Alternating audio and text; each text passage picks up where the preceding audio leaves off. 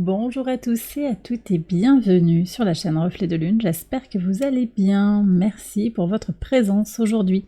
On se retrouve pour le tirage des énergies du mois de septembre 2023 pour le signe du Verseau, Soleil, Ascendant, Lune ou Vénus en Verseau. Je lance le générique, je fais le tirage et je vous retrouve juste après.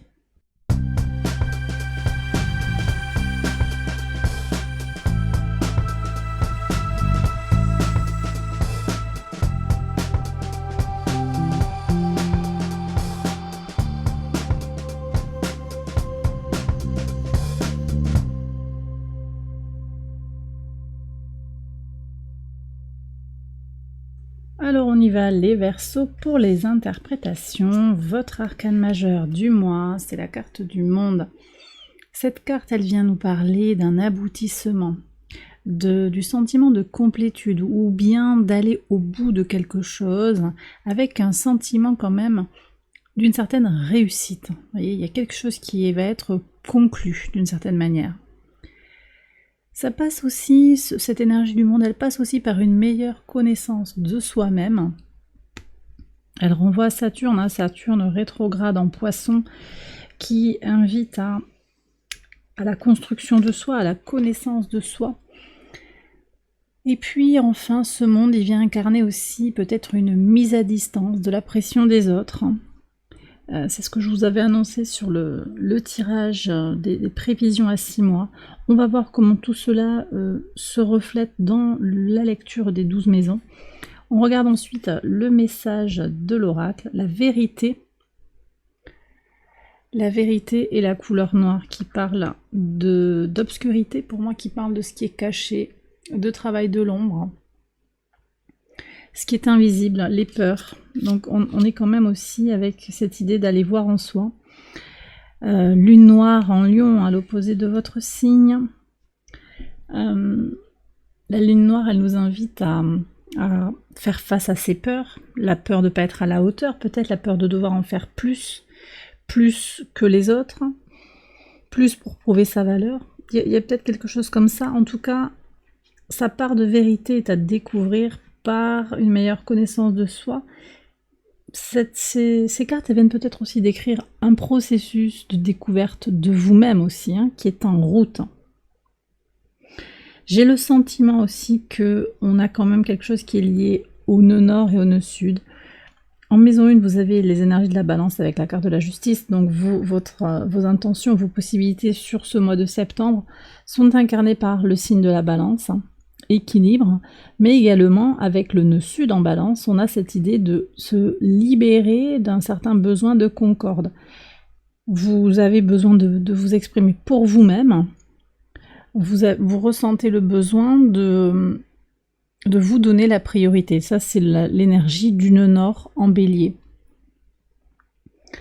Et donc ici on revient quand même avec ce que je vous ai dit sur cet arcane majeur de je mets à distance un petit peu ce que vont me penser les autres et je me recentre sur moi-même, tout en affrontant quand même ces peurs, et on voit comment ça ressort. J'ai le sentiment que ça ressort pas mal en maison 2, sur tout ce qui est en lien avec vos ressources. Oui, vous êtes capable d'arriver à rassembler les ressources dont vous avez besoin pour faire ce que vous avez à faire.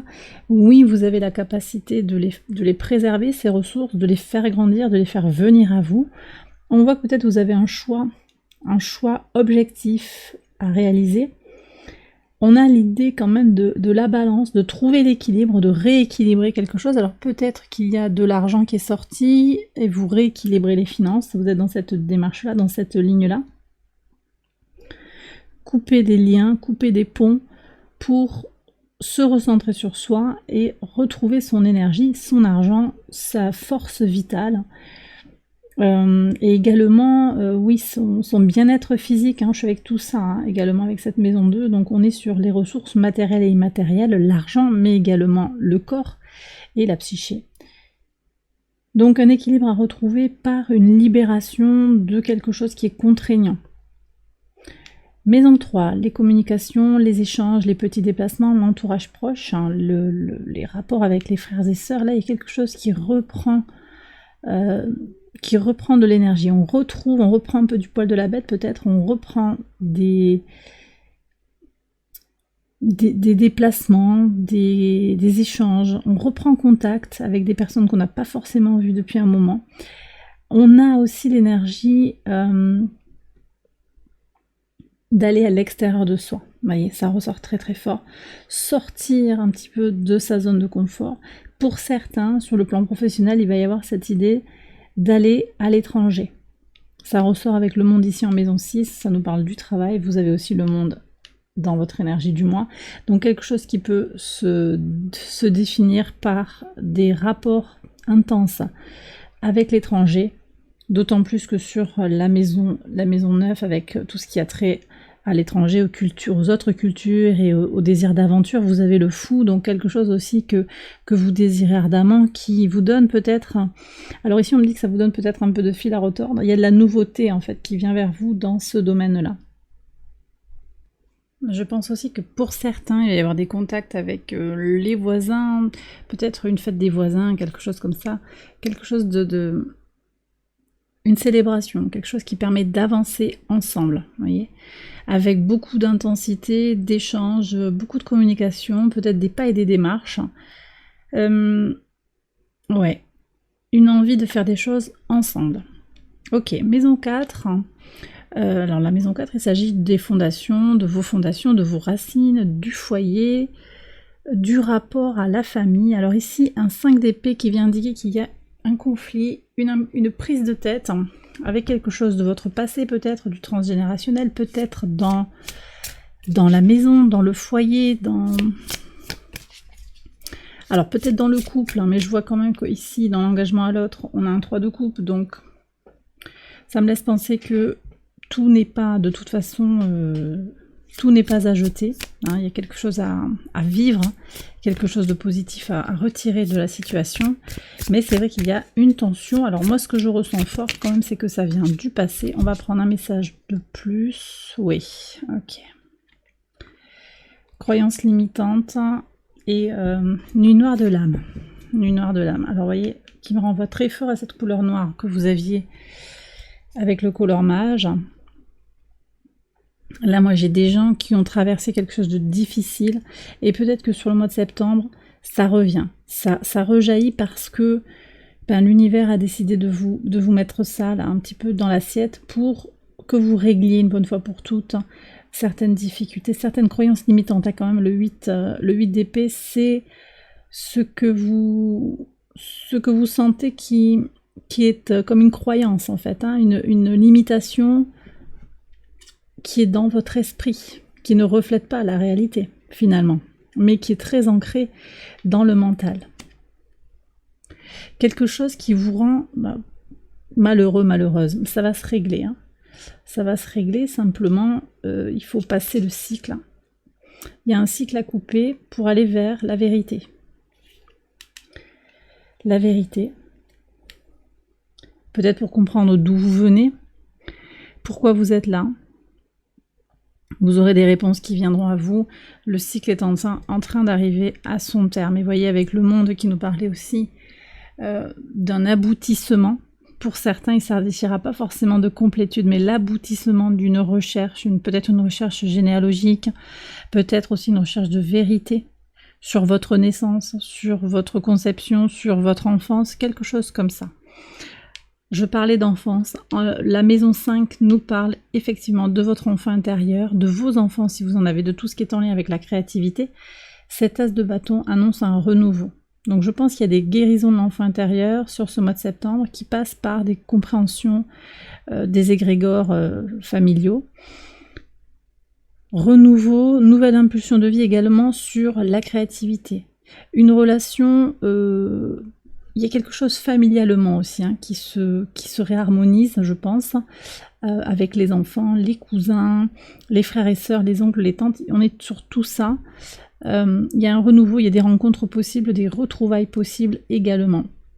Si vous avez envie de lancer des projets créatifs, c'est le moment de le faire. Avec cette as de bâton, on voit que vous êtes quand même bien soutenu. Bien soutenu pour lancer des idées. On aura une pleine lune en bélier qui va vous concerner au premier chef, hein. Vous serez très bien positionné par rapport à cette pleine lune. Elle permet aussi d'acter une certaine reconnaissance et une certaine victoire après un combat. Un combat peut-être par rapport à un projet, effectivement, un projet professionnel, un projet artistique, un projet créatif, qui ouvre un nouveau champ des possibles. D'accord ? Alors on continue avec la maison 6, vous avez le monde. La maison 6 nous parle du quotidien, de votre travail, de votre organisation, de votre routine, de votre santé. Tout va pour le mieux. Vous comprenez un petit peu les tenants et les aboutissants d'une certaine situation, une grande maturation au quotidien, et vous faites aboutir ce qui est important pour vous sur le plan au jour le jour, je veux dire au travail, dans comment vous prenez soin de vous-même sur le quotidien. On voit qu'il y a ces choix qui vont être faits clairement, qui vous permettent d'aller vers l'état d'esprit, l'état de repos, l'état de bien-être dont vous avez besoin pour, pour fonctionner, pour faire ce que vous avez à faire dans la vie que vous avez actuellement. Donc ici, on voit qu'il y a quand même de belles choses sur peut-être aussi des réponses positives sur le travail, parce que je vois qu'il y a des choses à célébrer au niveau des accords, peut-être de nouveaux contrats, de nouvelles possibilités professionnellement de vous épanouir, Surtout si vous avez des idées, si vous êtes dans l'entrepreneuriat, on voit qu'il y a du potentiel pour de nouvelles choses. Alors, sur la maison 7, votre façon de vous engager aux autres, les partenariats, en couple, en amitié, au travail. Donc on dit ici énergie de plaisir partagé, donc il y a quand même quelque chose qui se fait avec beaucoup d'harmonie. Peut-être des collaborations, peut-être des associations. En tout cas, une situation basée sur le partage et l'entraide. Très très belle énergie. On est ici sur la maison 8 qui parle de changement, de transformation profonde. Alors ici, on voit que vous allez vers plus d'échanges. Peut-être une famille qui se grandit, famille de sang, famille d'âme, un contact qui est à réévaluer, je pense aussi. Un rapport aux autres qui est à réévaluer, sans sacrifice. C'est comme si on me disait, vous pouvez être vous-même dans ce groupe-là. C'est exister en tant qu'individu dans un groupe. Et c'est quand même aussi la question qui sous-tend un petit peu l'axe Lion-Verseau, avec Vénus qui est à l'opposé de votre signe. Comment je m'aime, comment je trouve ma place en tant qu'individu dans un groupe. Et on vous demande ici, avec la maison 11, dans le groupe, les projets, les espérances également, mais surtout la communauté, on vous demande ici de changer. En tout cas, on voit qu'il y a un changement de perspective par rapport à une situation. Changement de regard sur une situation où vous pouvez être vous-même. Et d'ailleurs, ça ressort ici avec ce fou qui est là en maison 9 par rapport à vos valeurs. Vous pouvez être vous-même. Vous pouvez trouver aussi une famille qui vous accepte tel que vous êtes dans votre individualité avec vos spécificités. Donc c'est important, je pense aussi pour vous sur ce mois de septembre, de ne pas nier qui vous êtes et ce que vous voulez. De vraiment vous honorer. Sur la maison 9, ici, avec ce qui est en lien avec la spiritualité, la foi, les grands voyages, j'ai déjà parlé des aventures, de tout le contact avec les autres cultures, les cultures étrangères, du renouveau, un potentiel de réalisation, mais également la volonté d'être soi-même, d'aller vers la version la plus alignée de soi-même. C'est votre désir sur ce mois de septembre, et on voit que vous ouvrez un nouveau chemin avec le fou. On est sur le zéro, le redémarrage d'un cycle d'expérience. Pour certains, ça va passer aussi par un contact très étroit avec votre envie de créer, votre besoin de créativité. D'accord ? Et ça se combine aussi avec le quotidien. Comment votre quotidien vous accompagne et comment vous accompagnez avec chaque action du quotidien la construction de ce que vous désirez. C'est comme si brique par brique, vous mettiez en place les choses, les projets qui vous tiennent à cœur, voyez. Maison 10, le 2 de bâton. Alors la maison 10, elle nous parle de votre contribution au monde, de tout ce qui est socio-professionnel, de votre mission de vie. Le 2 de bâton, on voit que les choses sont peut-être encore en réévaluation. pour certains, ou en évaluation, vous avez envie de changement, vous regardez un petit peu les possibilités, les opportunités qui sont là. Il y a du potentiel. Je pense qu'il y a de grandes potentialités pour trouver votre voie si vous êtes en train de la chercher. Pour d'autres, hein, vous savez déjà où vous en êtes. Hein. Certainement que vous êtes OK avec ce que vous vivez actuellement. Sinon, on voit que vous vous appuyez sur vos connaissances, sur oui, une connaissance aussi un peu universelle, au contact peut-être de cette communauté hein, qui vous questionne actuellement, mais vous avez appris des choses au contact de ces gens et ça vous aide aussi à avancer. Cette communauté, ça peut être aussi les collègues, hein, ça peut être les gens autour de vous dans l'entreprise. Ça vous aide effectivement à donner une direction à votre vie, à savoir où vous voulez aller. Belle énergie pleine de potentialités. Je pense aussi que sur la base de vos ressources hein, pour vous projeter, ça va être important aussi, hein, en lien avec les transformations, de bien régénérer vos ressources avant d'être d'attaque un petit peu pour vous lancer, pour vous propulser dans ce qui vous fait vibrer. Maison 11, j'en ai parlé. Donc sur la communauté, il y a ce nouveau regard sur les gens qui vous entourent. Et puis sur les projets aussi, les ambitions, ce que vous avez dû lâcher, ce que vous avez dû transformer, réorienter. Et puis ce que vous allez récolter, j'en reparle encore de cette pleine lune en bélier. On a également un Mercure rétrograde depuis le 23 août jusqu'au 15 septembre. Le Mercure rétrograde va permettre une prise de recul par rapport aux décisions qui ont été prises à la lumière d'analyses qui ont été faites sur le mois d'août ou même avant, juillet peut-être et encore avant. Donc on a cette prise de recul aussi, ce regard clair et net sur les choix qui ont été faits par le passé. Maison 12, la maison 12 c'est la leçon à intégrer. Donc la maison 12 avec le chariot, elle nous transmet un message important qui est que vous avancez, même si vous sentez que par certains aspects les choses ne sont pas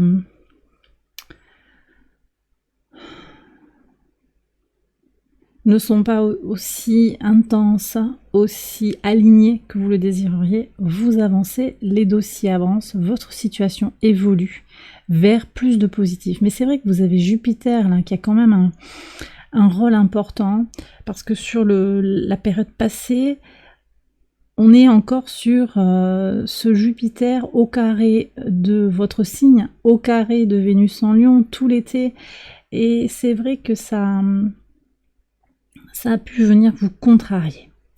Mais encore une fois, voilà, ça vous a peut-être mis aussi face à vos contradictions, face à votre questionnement. Et vous arrivez, en tout cas, le message aussi, c'est que si vous arrivez à comprendre le message de ce Jupiter, et ce, d'autant plus que Jupiter va rétrograder pour notre tirage, là, ce qui nous intéresse, c'est la rétrogradation de Jupiter en Taureau le 4 septembre. Donc là, il y a une invitation à maturer, à prendre du recul par rapport à ce qui ne fonctionne pas comme on le souhaiterait, en particulier dans les domaines concernés par le transit de Jupiter et par ce qui se passe dans votre thème de naissance en Sagittaire. Donc voilà ce que souhaite vous dire cet arcane du chariot. Alors je vais prendre le message des anges pour voir un petit peu, pour compléter le tirage.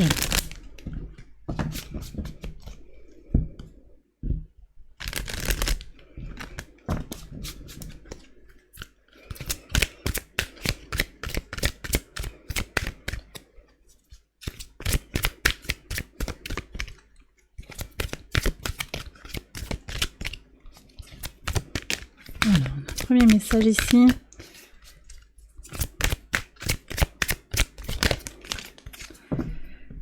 Alors, on va voir ça.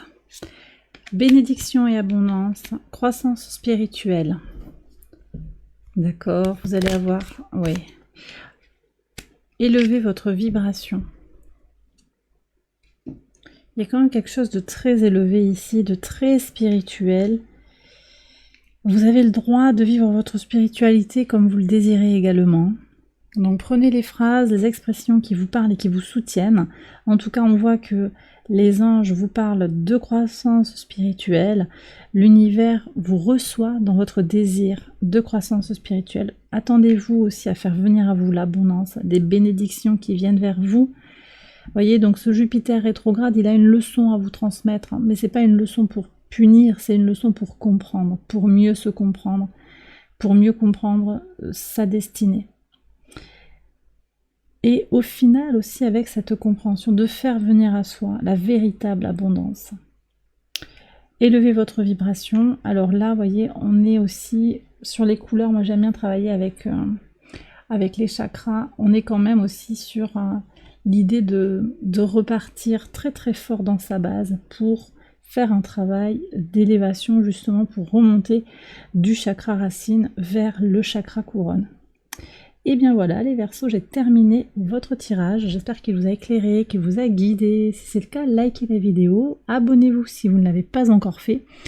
Je vous invite à partager cette vidéo aussi si vous pensez qu'elle peut aider quelqu'un. Et je vais faire une extension que vous retrouvez sur Patreon. Je vais la faire tout de suite. J'espère vous y retrouver juste après. Le lien est en barre de description. Voilà, donc merci pour votre présence. Je vous souhaite un très beau mois de septembre, bien entendu. N'hésitez pas à aller voir les autres vidéos de cette série pour votre ascendant, votre lune ou votre Vénus. Je vous dis à très très bientôt, peut-être sur Patreon ou en tout cas sur YouTube. Bye bye.